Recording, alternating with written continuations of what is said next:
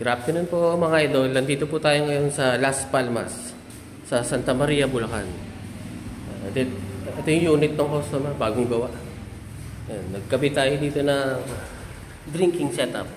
3 stages of water filter, UV light, sterilizer. Ayan, may faucet siyang kasama. In-install dito sa granite. Ayan. 3 stages of water filter with UV light. Puntahan din natin yung isang sinetap namin. Nag-setup din kasi kami dito ng softener. Water softener setup. Nagkabit tayo dito ng water softener. Brine tank.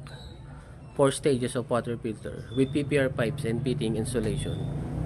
All-in package setup. Dito po ito sa Las Palmas, Santa Maria, Bulacan.